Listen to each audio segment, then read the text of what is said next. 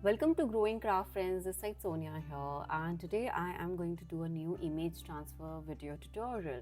Now before doing that, I had to clean up my messed up table. Why? Because I'm working on a pregnancy scrapbook and my table is all messed up.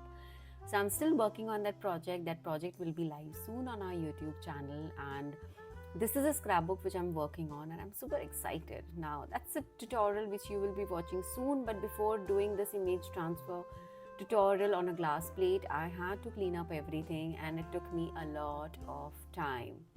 So every time I do a new tutorial, I try to clean up my space so that I am free with all the mess around and I can work on my tutorial, and I make sure that I keep all my supplies on place so that I can start my work quickly.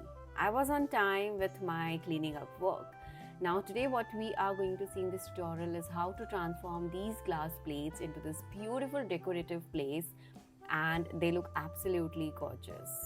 So for this I have used a picture, and in this video you will be seeing the complete transformation from this clear glass plate to this beautiful glass plate.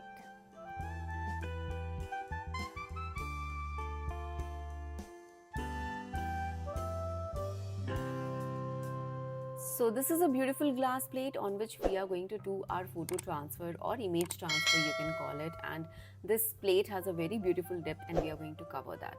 Now I was confused between two beautiful pictures, and one is a very classic and vintage theme, and this has some beautiful amazing designs, and this one is my personal picture and I was really confused. So I thought I'll just put my plate on the top of it and see which one looks better. And I thought of making something personalized for my home decor, so that's the reason I'm going ahead with this one. Now I purposely have printed the pictures upside down, tilted and the straight, so that I can use this plate from all the angles. Now to start with, here I am going to use my decoupage glue.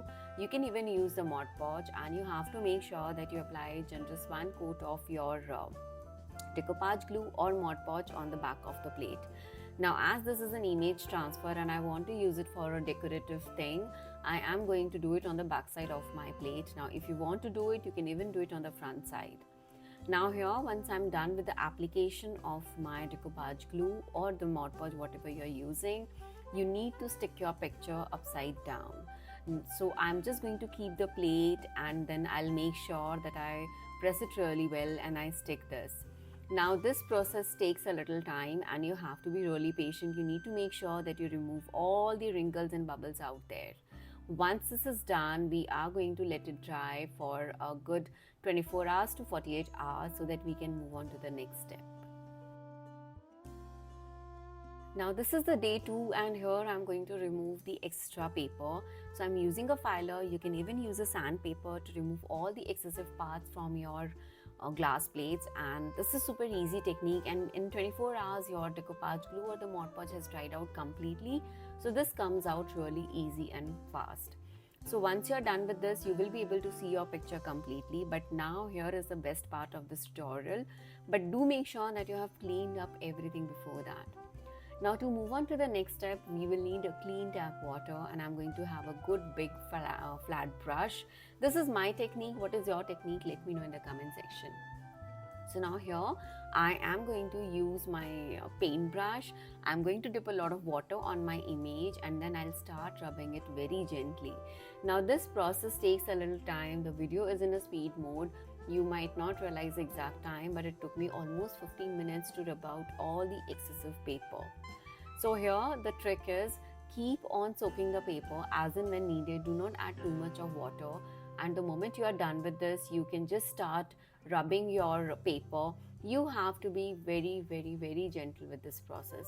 I absolutely love this process because this is really therapeutic, and I love doing a lot of photo transfers on my glass plate, glass jars, even on my glass bottles too, and they are, I think, one of the best ways to decorate your homes.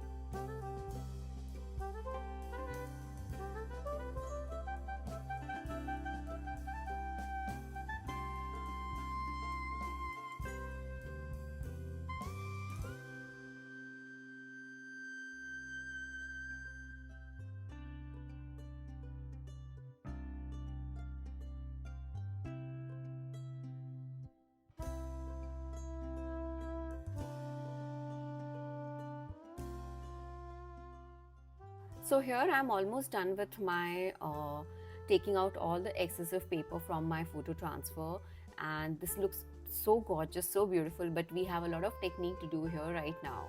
So once I'm done with this, I'm going to make sure that I clean up everything, and this looks beautiful. Once this is dried out, it's time to use my decoupage glue or my Mod Podge, and I'm going to have just one coat of it so that I have a good sealer on my picture, so when I'm doing any of my mediums on the top of it, that does not ruin my project. This is a very important step which I even follow when I'm doing my decoupage, and if you're a decoupage on beginners, try that tutorial. So here I'm using this particular stencil, and I'm going to use my old metallic chalk paint. Now this paint had dried out a little, so I was struggling to how to use it. So here is a trick. I took out the color in the lid, and then I added like few drops of water to it, diluted it, and then I started using, and you can see how thick it was, and the moment when I start diluting it with the water later on, it becomes much easier to use. Now here with the stencil, I'm going to create a beautiful design. I'm not going to be on like creating the exact pattern. I just want to have my patches of my pattern here. So here what I'm going to do is I'm going to use my stencil in different ways, like vertically, horizontally, diagonally, to create a beautiful pattern around it. Now this is one of the easiest way to just play around with your craft stencils and create beautiful designs around your papers. Now in this one, I'm using a metallic chalk paint. If you want, you can use your acrylic paints, you can use your different kind of paints, but I'm a huge fan of chalk paints. I think they look absolutely gorgeous, and with this one I felt that the metallic chalk paints are going to look so much better.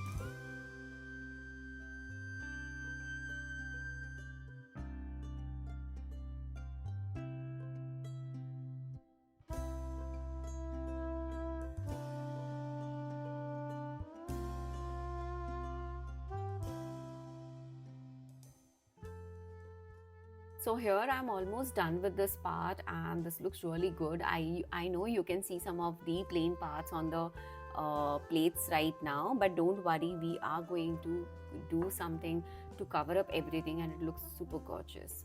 So here once I'm done with this, I'm going to take the same chalk paint and just rub it around the edges.